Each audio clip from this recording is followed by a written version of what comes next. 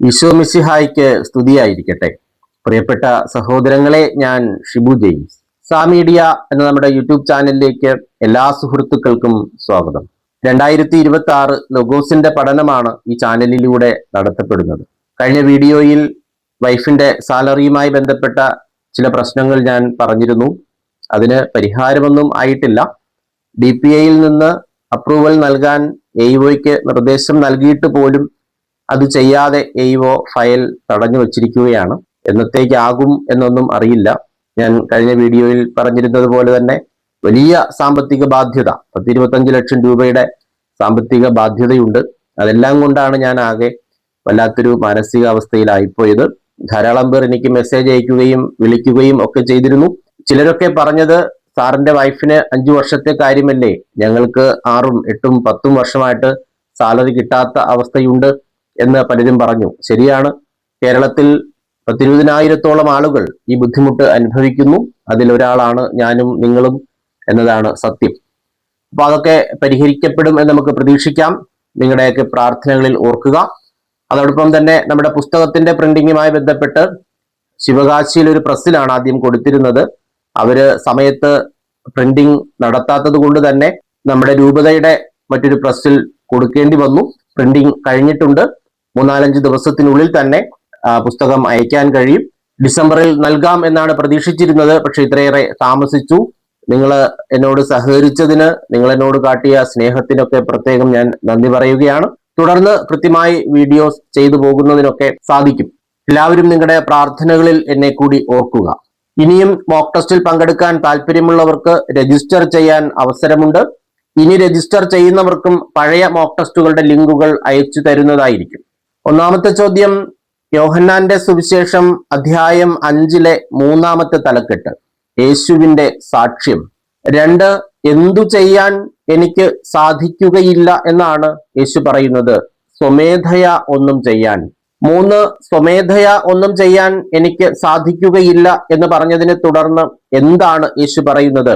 ഞാൻ ശ്രവിക്കുന്നത് പോലെ ഞാൻ വിധിക്കുന്നു. 4, ഞാൻ ശ്രവിക്കുന്നത് പോലെ ഞാൻ എന്തു ചെയ്യുന്നു എന്നാണ് യേശു പറയുന്നത്? വിധിക്കുന്നു. 5, എന്റെ വിധി എങ്ങനെയുള്ളതാണ് എന്നാണ് യേശു പറയുന്നത്? നീതിപൂർവകവുമാണ്. 6, എന്റെ വിധി നീതിപൂർവകവുമാണ് എന്ന് യേശു പറയുന്നത് എന്തുകൊണ്ട്? എന്റെ ഇഷ്ടമല്ല, എന്നെ അയച്ചവന്റെ ഇഷ്ടമാണ് ഞാൻ അന്വേഷിക്കുന്നത്.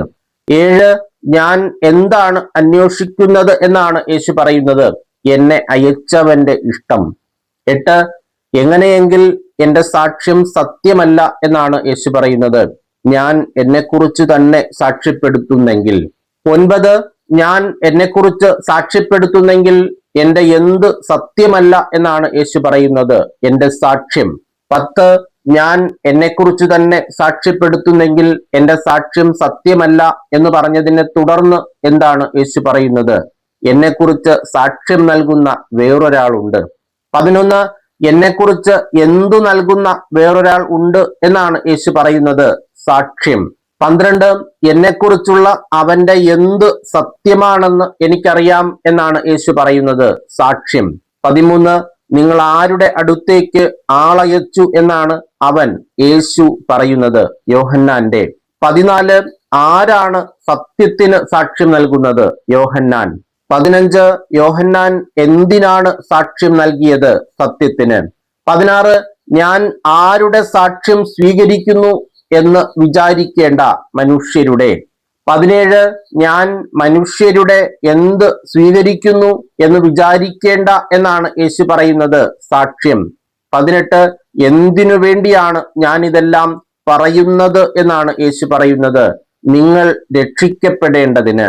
19, യോഹന്നാൻ കത്തിജ്വലിക്കുന്ന എന്തായിരുന്നു? ഒരു വിളക്കായിരുന്നു. 20, കത്തിജ്വലിക്കുന്ന ഒരു വിളക്കായിരുന്നു എന്ന് പറഞ്ഞിരിക്കുന്നത് ആരെക്കുറിച്ച്? യോഹന്നാനെ. 21, അല്പസമയത്തേക്ക് അവന്റെ എന്തിൽ ആഹ്ലാദിക്കാൻ നിങ്ങൾ ഒരുക്കവുമായിരുന്നു? പ്രകാശത്തിൽ. 22, അല്പസമയത്തേക്ക് അവന്റെ പ്രകാശത്തിൽ എന്തു ചെയ്യാൻ നിങ്ങൾ ഒരുക്കവുമായിരുന്നു? ആഹ്ലാദിക്കാൻ. 23, എന്നാൽ ആരുടേതിനേക്കാൾ വലിയ സാക്ഷ്യം എനിക്കുണ്ട് എന്നാണ് യേശു പറയുന്നത്? യോഹന്നാനേക്കാൾ. 24, എന്നാൽ യോഹന്നാനേക്കാൾ വലിയ എന്ത് എനിക്കുണ്ട് എന്നാണ് യേശു പറയുന്നത്. സാക്ഷ്യം 25. പിതാവാണ് എന്നെ അയച്ചത് എന്ന് സാക്ഷ്യപ്പെടുത്തുന്നത് എന്ത്? പിതാവ് എന്നെ ഏൽപ്പിച്ച ജോലികൾ. 26. ഞാൻ പൂർത്തിയാക്കാനായി പിതാവ് എന്നെ ഏൽപ്പിച്ച ജോലികൾ എന്തു തന്നെയാണെന്നാണ് യേശു പറയുന്നത്. ഞാൻ ചെയ്തുകൊണ്ടിരിക്കുന്ന ജോലികൾ തന്നെ. 27. ആരാണ് എന്നെ അയച്ചതെന്നാണ് യേശു പറയുന്നത്? പിതാവ്. 28. ആരു തന്നെ എന്നെക്കുറിച്ച് സാക്ഷ്യപ്പെടുത്തിയിരിക്കുന്നു എന്നാണ് യേശു പറയുന്നത്? എന്നെ അയച്ച പിതാവു തന്നെ. 29. എന്നെ അയച്ച പിതാവു തന്നെ എന്നെക്കുറിച്ച് എന്തു ചെയ്തിരിക്കുന്നു? സാക്ഷ്യപ്പെടുത്തിയിരിക്കുന്നു. 30. അവിടുത്തെ എന്ത് നിങ്ങൾ ഒരിക്കലും കേട്ടിട്ടില്ല? സ്വരം. 31. അവിടുത്തെ എന്ത് നിങ്ങൾ ഒരിക്കലും കണ്ടിട്ടുമില്ല എന്നാണ് യേശു പറയുന്നത്? രൂപം. അവിടുത്തെ എന്ന് പറഞ്ഞിരിക്കുന്നത് പിതാവിനെ കുറിച്ചാണ്. 32. അവിടുന്ന് അയച്ചവനെ നിങ്ങൾ എന്തു ചെയ്യാത്തത് കൊണ്ട് അവിടുത്തെ വചനം നിങ്ങളിൽ വസിക്കുന്നില്ല, വിശ്വസിക്കാത്തത് കൊണ്ട്. 33. അവിടുന്ന് അയച്ചവനെ നിങ്ങൾ വിശ്വസിക്കാത്തത് കൊണ്ട് അവിടുത്തെ എന്ത് നിങ്ങളിൽ വസിക്കുന്നില്ല, വചനം. 34. അവിടുന്ന് അയച്ചവനെ നിങ്ങൾ വിശ്വസിക്കാത്തത് കൊണ്ട് അവിടുത്തെ വചനം നിങ്ങളിൽ എന്തു ചെയ്യുന്നില്ല, വസിക്കുന്നില്ല. 35. നിങ്ങൾ എന്ത് പഠിക്കുന്നു എന്നാണ് യേശു പറയുന്നത്? വിശുദ്ധ ലിഖിതങ്ങൾ. 36. വിശുദ്ധ ലിഖിതങ്ങൾ നിങ്ങൾ എന്തു ചെയ്യുന്നു? പഠിക്കുന്നു. 37. വിശുദ്ധ ലിഖിതങ്ങൾ നിങ്ങൾ പഠിക്കുന്നത് എന്തുകൊണ്ട് എന്നാണ് യേശു പറയുന്നത്? അവയിൽ നിത്യജീവൻ ഉണ്ടെന്ന് നിങ്ങൾ വിചാരിക്കുന്നു. 38. എന്തിൽ നിത്യജീവൻ ഉണ്ടെന്ന് നിങ്ങൾ വിചാരിക്കുന്നു എന്നാണ് യേശു പറയുന്നത്? വിശുദ്ധ ലിഖിതങ്ങളിൽ. 39. അവ തന്നെയാണ് എന്നെക്കുറിച്ച് സാക്ഷ്യം നൽകുന്നത് എന്ന് യേശു പറയുന്നത് എന്തിനെക്കുറിച്ചാണ്? വിശുദ്ധ ലിഖിതങ്ങളെ. 40. നിങ്ങൾക്ക് ജീവൻ ഉണ്ടാകേണ്ടതിന് എന്റെ അടുത്തേക്ക് വരാൻ നിങ്ങൾ എന്തു ചെയ്യുന്നു? വിസമ്മതിക്കുന്നു. 41. നിങ്ങൾ എന്തിന് വിസമ്മതിക്കുന്നു എന്നാണ് യേശു പറയുന്നത്? ജീവൻ ഉണ്ടാകേണ്ടതിന് എന്റെ അടുത്തേക്ക് വരാൻ. 42. ആരിൽ നിന്നും ഞാൻ മഹത്വം സ്വീകരിക്കുന്നില്ല എന്നാണ് യേശു പറയുന്നത്? മനുഷ്യരിൽ നിന്ന്. 43. മനുഷ്യരിൽ നിന്നും ഞാൻ എന്ത് സ്വീകരിക്കുന്നില്ല? മഹത്വം. 44. എനിക്ക് നിങ്ങളെ അറിയാം, നിങ്ങളിൽ എന്തില്ല എന്നാണ് യേശു പറയുന്നത്? ദൈവസ്നേഹമില്ല. 45. എനിക്ക് നിങ്ങളെ ഡാഷ്, നിങ്ങളിൽ ദൈവസ്നേഹമില്ല. യോഹന്നാൻ 5:42 പ്രകാരം പൂരിപ്പിക്കുക. അറിയാം. 46. ഞാൻ ആരുടെ നാമത്തിൽ വന്നിരിക്കുന്നു എന്നാണ് യേശു പറയുന്നത്? എന്റെ പിതാവിന്റെ. 47. ഞാൻ എന്റെ പിതാവിന്റെ നാമത്തിൽ വന്നിരിക്കുന്നു, എന്നിട്ടും നിങ്ങൾ എന്നെ എന്തു ചെയ്യുന്നില്ല? സ്വീകരിക്കുന്നില്ല. 48. എന്നാൽ മറ്റൊരുവൻ ആരുടെ നാമത്തിൽ വന്നാൽ നിങ്ങൾ അവനെ സ്വീകരിക്കും, സ്വന്തം നാമത്തിൽ വന്നാൽ. 49. എന്നാൽ മറ്റൊരുവൻ സ്വന്തം നാമത്തിൽ വന്നാൽ നിങ്ങൾ അവനെ എന്തു ചെയ്യും? സ്വീകരിക്കും. 50. പരസ്പരം എന്ത് സ്വീകരിക്കുകയും ഏകദൈവത്തിൽ നിന്ന് വരുന്ന മഹത്വം അന്വേഷിക്കാതെ ഇരിക്കുകയും ചെയ്യുന്ന നിങ്ങൾക്ക് എങ്ങനെ വിശ്വസിക്കാൻ കഴിയും എന്നാണ് യേശു ചോദിക്കുന്നത്? മഹത്വം. 51. പരസ്പരം മഹത്വം സ്വീകരിക്കുകയും ആരിൽ നിന്ന് വരുന്ന മഹത്വം അന്വേഷിക്കാതിരിക്കുകയും ചെയ്യുന്ന നിങ്ങൾക്ക് എങ്ങനെ വിശ്വസിക്കാൻ കഴിയും? ഏകദൈവത്തിൽ നിന്ന്. 52. പരസ്പരം മഹത്വം സ്വീകരിക്കുകയും ഏകദൈവത്തിൽ നിന്ന് വരുന്ന മഹത്വം അന്വേഷിക്കാതെ ഇരിക്കുകയും ചെയ്യുന്ന നിങ്ങൾക്ക് എങ്ങനെ എന്തു ചെയ്യാൻ കഴിയും? വിശ്വസിക്കാൻ. 53. ആരുടെ സന്നിധിയിൽ ഞാനായിരിക്കും നിങ്ങളെ കുറ്റപ്പെടുത്തുന്നത് എന്ന് നിങ്ങൾ വിചാരിക്കേണ്ട എന്നാണ് യേശു പറയുന്നത്? പിതാവിന്റെ. 54. എവിടെ നിങ്ങളെ കുറ്റപ്പെടുത്തുന്നത് ഞാനായിരിക്കും എന്ന് നിങ്ങൾ വിചാരിക്കേണ്ട എന്നാണ് യേശു പറയുന്നത്? പിതാവിന്റെ സന്നിധിയിൽ. 55. പിതാവിന്റെ സന്നിധിയിൽ ഞാനായിരിക്കും നിങ്ങളെ ഡാഷ് എന്ന് നിങ്ങൾ വിചാരിക്കേണ്ട. യോഹന്നാൻ 5:45 പ്രകാരം പൂരിപ്പിക്കുക. കുറ്റപ്പെടുത്തുന്നത്. 56. നിങ്ങൾ എന്ത് അർപ്പിച്ചിരിക്കുന്ന മോശയായിരിക്കും നിങ്ങളെ കുറ്റപ്പെടുത്തുക എന്നാണ് യേശു പറയുന്നത്? പ്രത്യാശ. 57. നിങ്ങൾ പ്രത്യാശയർപ്പിച്ചിരിക്കുന്ന ആരായിരിക്കും നിങ്ങളെ പിതാവിന്റെ സന്നിധിയിൽ കുറ്റപ്പെടുത്തുക? മോശയായിരിക്കും. 58, നിങ്ങൾ പ്രത്യാശയർപ്പിച്ചിരിക്കുന്ന മോശയായിരിക്കും നിങ്ങളെ എന്തു ചെയ്യുക? കുറ്റപ്പെടുത്തുക. 59, നിങ്ങൾ ആരെ വിശ്വസിച്ചിരുന്നെങ്കിൽ എന്നെയും വിശ്വസിക്കുമായിരുന്നു എന്നാണ് യേശു പറയുന്നത്, മോശയെ. 60, നിങ്ങൾ മോശയെ എന്തു ചെയ്തിരുന്നെങ്കിൽ എന്നെയും വിശ്വസിച്ചിരുന്നെങ്കിൽ.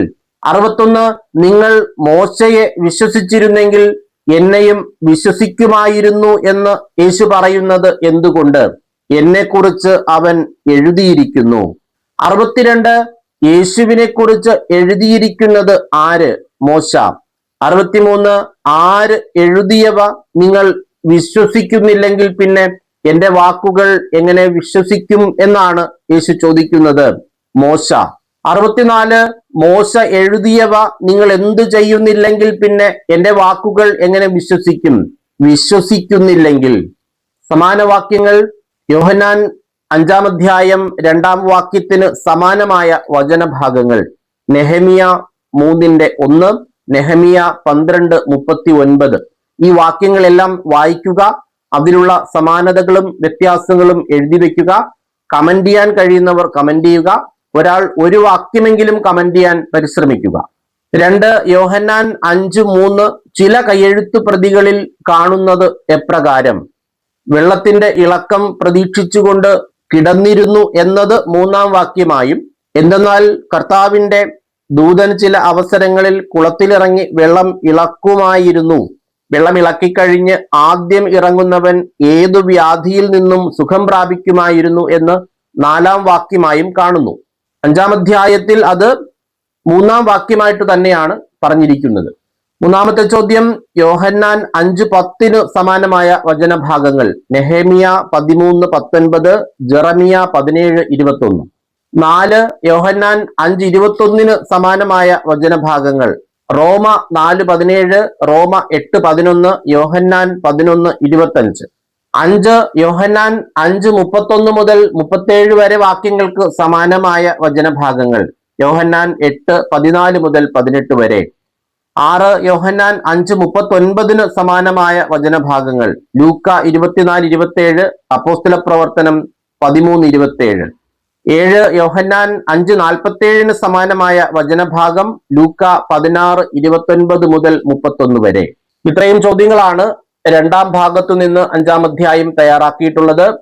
5-ാം അധ്യായത്തിന്റെ മോക്ക് ടെസ്റ്റ് നാളെ നടത്തുകയാണ്. തുടർന്ന് എല്ലാ ദിവസങ്ങളിലും ഒരു വീഡിയോ ചെയ്തു പോകാൻ പരിശ്രമിക്കുകയാണ്. ഞാൻ ആദ്യം പറഞ്ഞ കുറച്ചധികം പ്രശ്നങ്ങളുണ്ട്, അതുമായി ബന്ധപ്പെട്ട് ചില പരാതികളും വിവരാവകാശവും ഒക്കെ ആയിട്ട് ഞാൻ അതിന്റെ പുറകിൽ നടക്കുകയാണ്. എങ്കിലും നമ്മുടെ വീഡിയോ ഇനി കൃത്യമായി തന്നെ അപ്ലോഡ് ചെയ്യുന്നതായിരിക്കും. എല്ലാവരും പ്രാർത്ഥിക്കുക. എല്ലാവിധമായ ആവശ്യങ്ങൾക്ക് വേണ്ടിയും നമുക്ക് പരസ്പരം പ്രാർത്ഥിക്കാം. എല്ലാവർക്കും എല്ലാവിധമായ നന്മകളും അനുഗ്രഹങ്ങളും ഉണ്ടാകട്ടെ എന്ന് ആശംസിച്ചുകൊണ്ട് പ്രാർത്ഥിച്ചുകൊണ്ട് നിർത്തുന്നു. നന്ദി.